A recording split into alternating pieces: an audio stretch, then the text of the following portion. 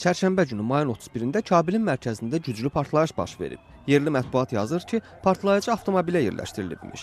Rəsmi məlumata görə azı 80 nəfər ölüb, 300-dən çox adam isə yaralanıb. Lakin həkimlər deyir ki, ölənlərin sayı artacaq.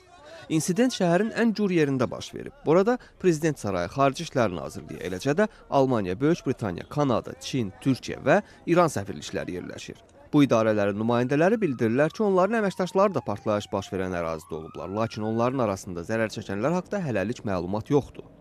Şahidlərin sözlərinə görə partlayış o qədər güclü olub ki, ilk əvvəl onu zəlzələ ilə səhv salıblar. 100 metr radiusda dalğa şüşə və qapıları yerindən çıxarıb. 30-a dək avtomobil yararsız hala düşüb. Partlayış çox güclü idi. Bizim dükana güclü zərər dəyib. İşçilərdən biri yaralanıb, indi xəstəxanadadır. Mən həyatımda bu cür güclü partlayış görməmişdim. Polisin sözlərinə görə hədəfin kim olduğu hələ bəlli deyil. Ölən və yaralananların əksəriyyəti mülki vətəndaşlardır. Partlayışa görə heç bir təşkilat məsuliyyəti öz üzərinə götürməyib. Taliban təmsilçisi deyib ki, onlar hələ məlumat toplayırlar.